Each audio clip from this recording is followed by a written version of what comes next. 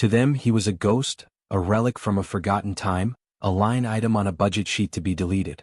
The man they called Father, with his quiet ways and the slight, almost imperceptible limp he carried like a shadow, was just an old man occupying a space that could be better utilized, a pension that could be better allocated to a marketing budget or a C-suite bonus. They saw the faded fabric of his coat, not the iron will that had shaped it. They saw the lines on his face but couldn't read the history written there, a history etched in service and sacrifice. As he sat in the back row of the cavernous auditorium, a single still point in a sea of expensive suits and restless ambition, they saw nothing at all. And that was their first mistake. What they didn't know was that this quiet, unassuming father figure was more than a man. He was a foundation. He was the architect of their success, the silent guardian of their secrets, and the keeper of a promise they had long since forgotten. They believed they could erase him. They were about to learn that men like him are not erased. They are etched into the very soul of a nation, and their legacy, once stirred, has the force of an earthquake. Welcome to our channel, where we explore the stories of quiet honor and the resounding power of truth. If you believe that character is what you do when no one is watching, and that true strength doesn't need to announce itself, then you've come to the right place. Join our community of story lovers by subscribing to the channel and ringing that notification bell, because you won't want to miss the moments when the world is reminded of what real heroism looks like. The air in the Omnicorp Grand Hall was thick with the scent of money and self-congratulation. It was a sterile, cold space designed to impress and intimidate. Towering screens displayed logarithmic growth charts and smiling, diverse stock photos. On the stage, under the glare of a dozen spotlights, stood Mr. Harrison Davies, the new Senior Vice President of Strategic Futures. He was young, sharp, and possessed a smile that was all teeth and no warmth. He was a man who spoke in buzzwords and believed in disruption, a man for whom history was nothing more than a data set from which to extrapolate future profits. He paced the stage with the predatory energy of a shark, his voice a smooth, confident purr amplified by the state-of-the-art sound system. He was unveiling Omnicorp's magnum opus, the Prometheus Initiative, a revolutionary technology that promised to redefine global energy. To the investors, the analysts, and the fawning tech journalists, he was a visionary. To the old man in the back row, he was a thief. The father, whose real name was Samuel, watched without expression. His hands rested on his knees, steady and calm. He wasn't there to cause a scene. He wasn't there to protest. He was there to bear witness. He was there to watch them sell his life's work, a legacy they had stolen and repackaged, and in the same breath, cast him aside as obsolete. His plan for revenge wasn't one of shouting or anger. It was a plan forged in decades of silence, a plan built on the bedrock of loyalty and a truth so profound that it needed no defense. His plan was simply to be present, to be the one man in the room who knew the real story, a silent, human ledger against which their lives would be measured. The injustice was a cold, hard knot in his chest, the final act in a long, slow betrayal that had begun the day men like Davies had taken over. They had taken everything else, his lab, his team, his research. Now they were taking his name and with it, the last vestiges of his formal connection to the world he had built. But they hadn't taken his honor. And they had no idea who was watching. Samuel's life after Omnicorp had been one of deliberate simplicity. He lived in a small, tidy apartment on the city's edge, a place where the noise of progress and ambition faded into a gentle hum. His days followed a quiet rhythm. He would rise before the sun, the habit of a lifetime of service ingrained too deep to ever forget. He would read, mostly history and technical manuals, his mind still sharp, still seeking to understand the mechanics of the world. He would take long, slow walks, his limp a quiet metronome marking the passage of time. To his neighbors, he was just Mr. Samuel, the polite, reserved old man in 2B. They knew nothing of Project Nightingale or the cold nights spent in hidden labs, pushing the boundaries of what was thought possible. They didn't know that the slight tremor in his left hand was a souvenir from a mission in the frozen north, a mission that had secured the nation's energy grid for a generation. They didn't know that the faded, almost invisible scar above his right eyebrow was from a piece of shrapnel that nearly took his sight during a field test of a defensive system that now protected cities around the globe. He never spoke of it. He asked for nothing. He was a man who had held the future in his hands and had handed it over willingly, because that was his duty. His dedication to Omnicorp in its original form had been absolute. He had joined as a young man, a brilliant engineer with a fire in his belly, recruited by the founder, a man of vision and integrity. For 50 years he had worked in the company's most secretive division, a place so classified it didn't officially exist. He wasn't just an employee, he was a pillar. His work was the foundation upon which Omnicorp had been built, the source of its most lucrative and important patents, almost all of which were held under the seal of national security. He had seen the company change, slowly at first, then all at once. The old guard, men of honor and duty, had retired or passed away. They were replaced by a new breed, the Davies generation. Men who saw value only in what could be monetized, who saw tradition as a weakness and loyalty as a liability. The culture shifted from one of innovation for the sake of progress to one of innovation for the sake of profit. The mission was forgotten. The bottom line became the new god. Samuel had stayed on, hoping to shepherd his final projects to completion, to protect the legacy of his work. But he was a dinosaur in this new sterile world. His quiet dignity was mistaken for weakness. His humility was seen as a lack of ambition. The contrast was stark. While Davies and his team operated in glass-walled offices, celebrating synergy and leveraging assets, Samuel's world had been one of soundproofed walls, coded language, and the immense, silent pressure of national importance. Where they saw stock options, he saw the faces of the people his work was meant to protect. Where they saw market share, he saw a nation's future. So he had retired, not because he was finished but because he was pushed out, a relic of an inconvenient ethos. He left behind a legacy that was already being dismantled and rebranded, his name slowly scrubbed from the records, his contributions absorbed into the corporate narrative as the work of forward-thinking committees. The final insult had been the letter, but the betrayal had been happening for years, a slow, creeping erosion of everything he had stood for. The letter had arrived on a Tuesday. It was delivered in a crisp, expensive envelope bearing the new stylized Omnicorp logo, a sterile and soulless design that had replaced the old, shield-like emblem Samuel remembered from his youth. The paper was thick, the font a cold, impersonal sans serif. It was a masterpiece of corporate communication, a document designed to inflict maximum damage while maintaining a veneer of professional detachment. It spoke of restructuring, of unfortunate but necessary fiscal adjustments, and of aligning legacy obligations with current market realities. It took several paragraphs of this dense, meaningless jargon to get to the point, a point that was delivered with the clinical precision of a surgeon's scalpel. Effective immediately, his supplementary pension, a benefit promised to him decades ago by the founder himself, was terminated. His lifetime health coverage was being converted to a short-term transitional policy, after which he would be responsible for his own care.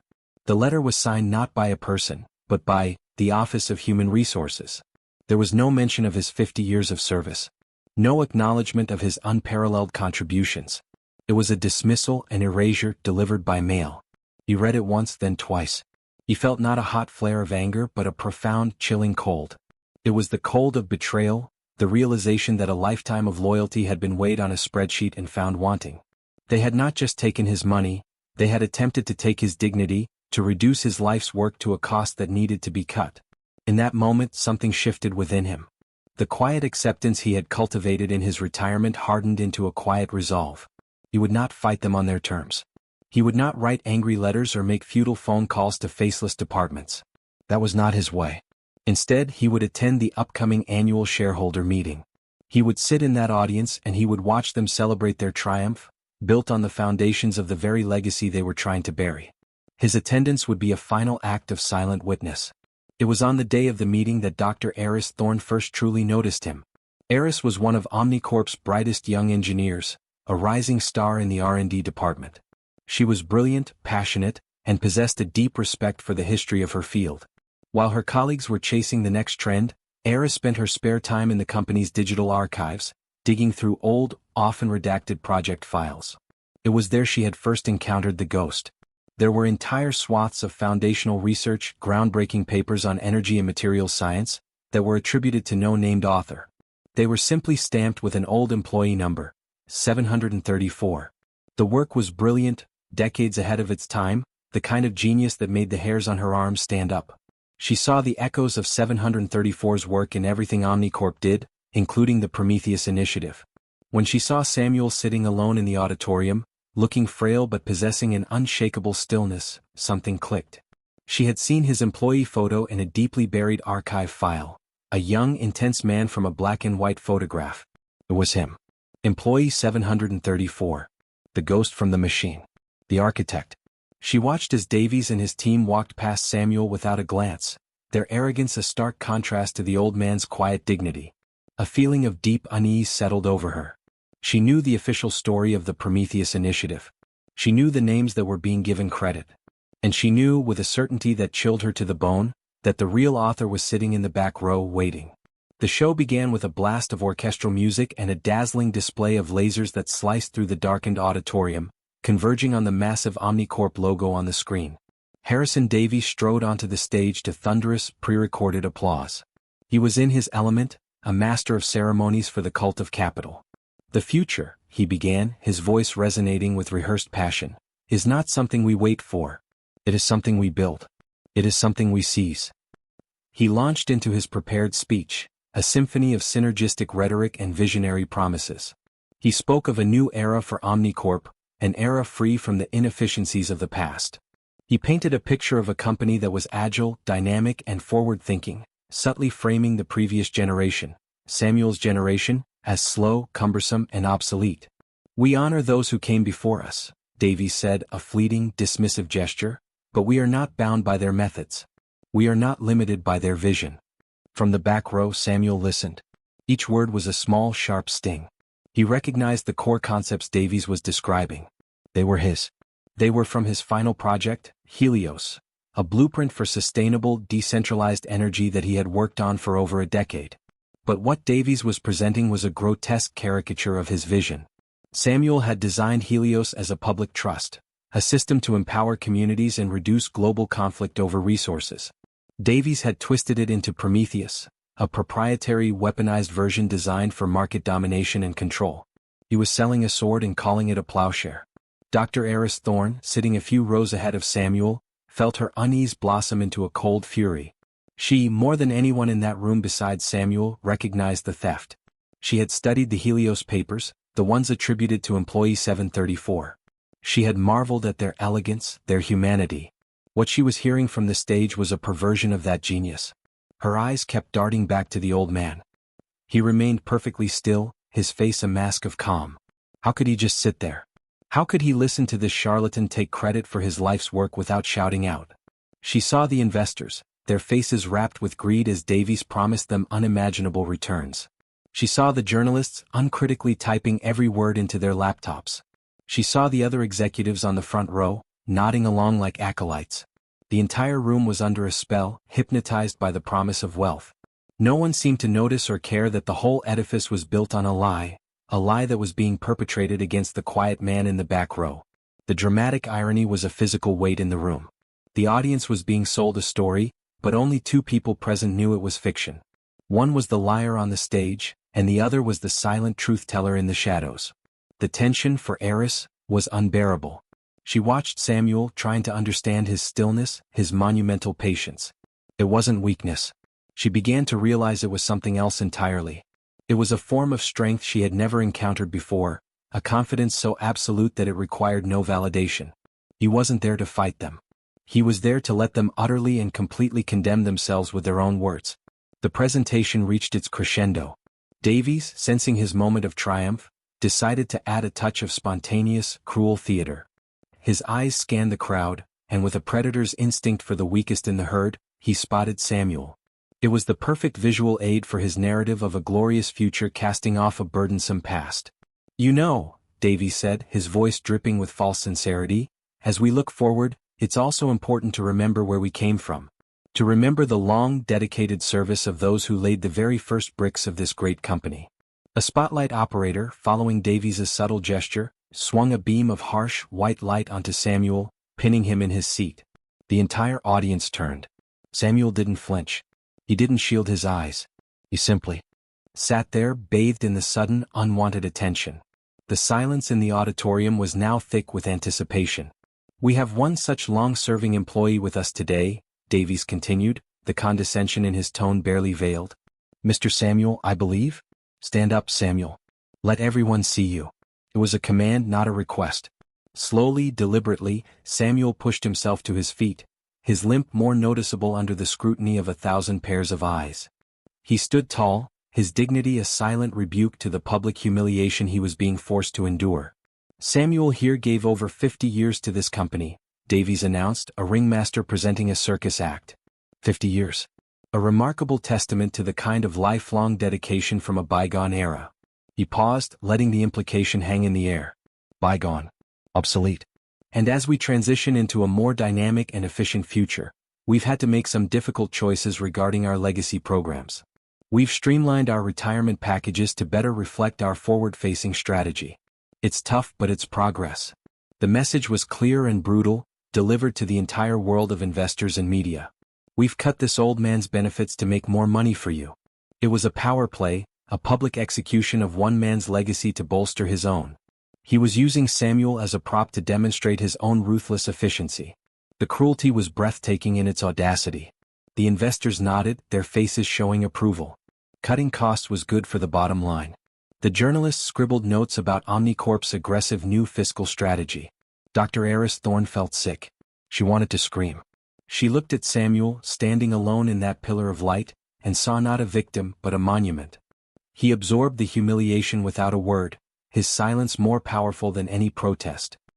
He just stood there, his gaze fixed on Davies, not with hatred, but with a look of profound, sorrowful pity. The air crackled with tension.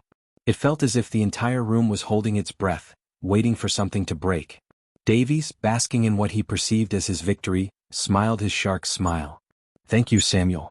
A living piece of history. You can sit down now." But Samuel didn't move. He remained standing, a silent, solitary statue in the heart of the storm. And in that moment the entire narrative began to pivot. Just as Davies, now slightly unnerved by Samuel's continued silence, was about to turn back to his presentation, a sound echoed from the rear of the auditorium. It was not a loud sound, but it was a sound of such definitive authority that it cut through the charged atmosphere like a thunderclap. It was the sound of heavy oak doors swinging open with force, hitting the stoppers with two sharp, resonant thuds. Every head in the room, including Davies's, whipped around. A rectangle of bright, clean light flooded the darkened entrance hall, silhouetted against which stood three figures. They paused for a moment at the threshold, their presence instantly commanding the absolute attention of everyone in the room. The figure in the center was tall and lean, dressed in the immaculate dark blue uniform of a four-star general of the United States Air Force. His chest was a constellation of medals and ribbons, a silent, breathtaking testament to a lifetime of command. To his left and right stood two other men, younger but no less imposing, in the severe, unadorned black suits of high-level government agents. They were the kind of men who do not enter a room, they secure it. The air in the auditorium shifted. The atmosphere of corporate self-congratulation evaporated, replaced by one of grave, solemn importance. The investors stopped fidgeting with their phones. The journalists lowered their laptops. Davies's confident smirk froze on his face, melting into an expression of pure, unadulterated shock. Time itself seemed to slow down as the three men began to walk down the central aisle. Their steps were measured, synchronized, their polished black shoes making no sound on the thick carpet. It was their silence, their utter lack of haste, that was so intimidating. They moved with the purpose of men who have never had to ask for a path to be cleared for them, because paths simply cleared themselves. The general's face was a mask of stern neutrality, his eyes, the color of cold steel, scanning the room. He wasn't looking at the stage. He wasn't looking at the investors. He was looking for someone. Davies, recovering a fraction of his composure, took a step forward, a fawning, uncertain smile plastered on his face. "General Thorne," he stammered, his voice suddenly thin and reedy in the cavernous hall. "What an unexpected honor. We were not aware you would be joining us." General Marcus Thorne did not stop. He did not slow down. He did not even grant Harrison Davies a sideways glance. It was as if Davies did not exist. It was the most profound and absolute dismissal Samuel had ever witnessed. The general and his aides continued their slow, deliberate procession down the aisle, their destination now becoming terrifyingly clear. They were walking directly toward the back of the room. They were walking directly toward the single, elderly man still standing silently in the now flickering spotlight. They were walking toward Samuel. The room watched, mesmerized and terrified, as the embodiment of American military power came to a halt, not before the stage, not before the CEO, but before a forgotten engineer whom they had all just witnessed being publicly dishonored. The power dynamic of the entire event had not just shifted. It had been utterly and irrevocably shattered. General Thorne came to a stop directly in front of Samuel. For a moment, the two men simply looked at each other. There was a universe of unspoken history in that gaze, a shared lifetime of secrets, of triumphs, and of burdens. The general's stern expression softened almost imperceptibly, a flicker of profound respect and affection in his steel-blue eyes. He then turned not to address Samuel, but to face the stage, the audience, and the pale, trembling figure of Harrison Davies. One of his aides stepped forward and handed the general a wireless microphone with the silent efficiency of long practice. The general took it. The click as he switched it on was the only sound in the tomb-silent hall. "My name is General Marcus Thorne, Commander of United States Strategic Command," he began, his voice calm, clear, and carrying the unmistakable weight of absolute authority. It was a voice accustomed to giving orders that shaped the fate of nations. "I was not on your guest list today. I am here because I was informed that a matter of national security was being publicly discussed by unauthorized and unqualified parties." A ripple of fear went through the crowd. Davies looked as though he might collapse. "Mr. Davies," the general said, his eyes finally locking onto the terrified executive, "you have spent the last hour discussing your Prometheus initiative. You have presented it as your company's creation, a triumph of your forward-facing strategy." He paused. "I am here to inform you and everyone in this room that you are mistaken. The technology you have so crudely repurposed and branded is not, and has never been, the property of Omnicorp." The general turned his body slightly, a gesture that encompassed Samuel. "The foundational principles, the core architecture, and the critical fail-safes of that system were developed over 20 years ago under a Level 7 classified defense initiative known as Project Nightingale." His voice was measured, each word a hammer blow of truth. Project Nightingale was not run by a committee. It was not managed by executives. It was led by one man. He turned his gaze fully back to Samuel. It was led by him. Engineer First Class Samuel Jones. He used his full name, a name the corporation had tried so hard to forget. "You stand in a building that was funded by government contracts he secured. You work for a company whose most valuable patents were born in his mind. The very server infrastructure you used to send out the press release for this event is shielded by a cybersecurity protocol he designed after a hostile state tried to cripple our financial markets." The general took a step closer to Samuel. "You mentioned his bygone era. Let me tell you about his era. You mentioned his limp. He didn't get that from slipping on a wet floor in the office. He got it in the Zagros Mountains in 1998, personally retrieving sensitive data from a downed satellite, with enemy operatives less than a mile away, saving this country from a geopolitical crisis that you have never even read about." The monologue was a cleansing fire, burning away the lies. The room was frozen, caught between awe and terror. The general's voice, filled with a reverent fury, continued to fill the silence, revealing a history that had been deliberately buried, a history of a quiet man who had saved the world a dozen times over and never asked for a thing. The general wasn't finished. He turned his gaze back to the investors, a look of cold contempt on his face. "You applauded when Mr. Davies spoke of streamlining legacy pension packages. You nodded along, thinking of profit margins and shareholder value. You let the words hang in the air, a public indictment. The pension you so casually erased belonged to a man to whom this nation, and indeed your company, owes an unpayable debt. The healthcare benefits you terminated were for a man who has borne the physical cost of ensuring your freedom to sit in this room and conduct business." He raised his hand and pointed a single steady finger at the Prometheus logo on the giant screen behind Davies. "And that," he said, his voice dropping to a low, dangerous growl, "is not your property. The core of the Prometheus system is a pale, inefficient copy of Samuel's true masterpiece, Project Helios, a system so advanced and so vital to national security that its existence remains classified at the highest level. By attempting to patent and sell this derivative technology, Omnicorp has not engaged in innovation. It has engaged in theft. Theft from the single greatest technological mind this country has produced in a century, and theft from the very government that has been your most generous and trusting patron." He let that sink in. The legal and financial implications of his statement were catastrophic. The board members on the front row were ashen-faced. The investors were no longer looking greedy, they looked terrified, realizing their entire investment was built on stolen and now highly illegal ground.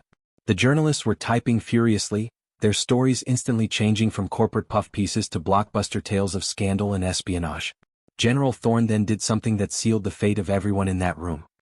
He looked directly at Samuel, and for the first time, a hint of a smile touched his lips. It was a smile of deep, brotherly affection.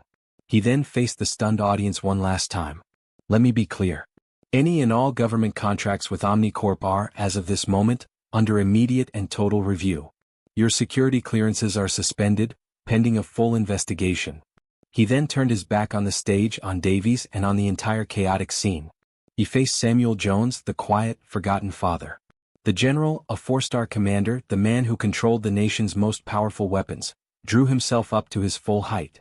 In the dead silence of the ruined auditorium, he raised his right hand to his brow in a slow, perfect, and deeply reverent salute. "Mr. Samuel," he said, his voice now devoid of anger, filled only with profound respect. "On behalf of a grateful nation, thank you for your service." Following his lead, the 2 quiet men in suits also turned to Samuel and rendered crisp, formal salutes. The moment was surreal, a powerful, iconic image of true honor eclipsing false pride. Dr. Eris Thorne, who had watched the entire scene unfold with tears streaming down her face, finally understood. The old man's plan for revenge was not to fight. It was to wait. To wait for the truth to arrive. And it had arrived, not with a whisper but with the force of a thunderbolt. The sound of the general's salute seemed to hang in the air, an invisible, crushing weight on the remnants of Harrison Davies's world. For a long moment no one moved. The tableau was frozen, the forgotten hero vindicated and still, the powerful general honoring him, and the disgraced executive, a ghost on his own stage. The silence was finally broken not by an outburst, but by a quiet gesture. General Thorne lowered his salute and gently placed a hand on Samuel's shoulder. "It's time to go, Sam," he said softly, his voice for Samuel's ears alone. Samuel, who had stood unmoving through the entire ordeal, finally stirred. He looked at the general, and a small, weary but genuine smile touched his own lips. He gave a single, almost imperceptible nod. It was all the acknowledgement he needed to give. He had not sought this public spectacle, but he accepted its necessity. His honor, which had never truly been lost, was now restored in the eyes of the world that had forgotten him. He turned his head slightly and his eyes found Dr. Eris Thorne in the crowd. He held her gaze for a moment and gave her another small, kind smile. It was a look of acknowledgement, of passing a torch. In her, he saw the future of real engineering, of passion and integrity, and his smile was one of approval and encouragement. Then he turned away from it all. He turned away from the shocked faces of the board members, the panicked whispers of the investors, and the pathetic, crumbling figure of Harrison Davies. With the general at his side and their aides clearing a path that no one would have dared to block, Samuel began to walk toward the exit. He walked with his quiet limp, a rhythm of resilience, not frailty. He didn't look back. He didn't ask for his pension back. He didn't demand an apology. His vindication was not in their punishment, but in the simple, devastating revelation of the truth. The revenge he had planned was complete. It was not a revenge of destruction, but of illumination. He had allowed them to build their pedestal of lies as high as they could, just so the fall would be that much greater when the truth was revealed. As he walked out of the auditorium and into the clean, bright light of the afternoon, he was no longer a ghost. He was a legend. Back in the hall, chaos began to erupt. Shouting, accusations, the frantic clicking of cameras. Harrison Davies stood alone on the stage, the spotlight now feeling like an interrogation lamp. His career, his reputation, his future. All of it had been dismantled in the space of 5 minutes by a history he had been too arrogant to learn. The narrative of the day became one of reflection, a stark reminder that legacy is not what you claim but what you build. True honor is not found in a title or a bank account, but in quiet service and unwavering integrity. The quiet father had left the building, but his presence had never been more powerful. What is the true measure of a person's worth? Is it found on a quarterly report, in a job title, or in the fleeting applause of a crowd? Or is it found in the silent, unseen actions, in the burdens carried without complaint, and in the quiet dignity that asks for nothing in return? The story of Samuel, the father who was cast aside, is a powerful testament to a forgotten kind of strength. In a world that screams for attention, he chose silence. In a world that values image above all else, he chose substance. The architects of his betrayal, men like Harrison Davies, built their world on a foundation of sand, of arrogance, greed, and a willful ignorance of the past. They believed that by controlling the narrative they could control the truth. But truth is not a commodity to be traded. It has a weight and a permanence all its own. Samuel's revenge was not an act of aggression. It was an act of profound patience. He understood a fundamental principle that the modern world often forgets. Honor is not something that can be given or taken away by others. It is forged in the crucible of one's own choices, in the integrity of one's own soul. By trying to strip him of his pension and his legacy, they did not diminish him. They only revealed their own bankruptcy of character. The arrival of General Thorne was not a coincidence, not a lucky break. It was the inevitable consequence of a life lived with honor. Samuel had spent his life building systems of immense strength and reliability, but the strongest system he ever built was the network of loyalty and respect he earned from those who knew his true worth. That is a dividend that never fails to pay out. His plan was never to destroy Omnicorp. His plan was to let Omnicorp destroy itself with its own hubris. The quiet dignity of one man, standing firm in his own truth, proved to be more powerful than a multi-billion-dollar corporation's entire public relations machine. The story leaves us with a profound question. In our own lives, in our own communities, who are the Samuels we are overlooking? Who are the quiet heroes, the silent pillars of strength whose contributions we take for granted? Perhaps the greatest lesson is that we should look past the noise and the spectacle and learn to recognize the quiet frequency of true honor. What does legacy mean to you? Have you ever witnessed a moment where quiet dignity triumphed over loud arrogance? Tell us your story in the comments below. We believe these stories are what connect us and remind us of who we should aspire to be. For more tales of unsung heroes and the enduring power of character, make sure you subscribe to our channel and turn on all notifications. You never know when the next story will be the one that reminds you of the quiet giant living inside us all. Thank you for watching.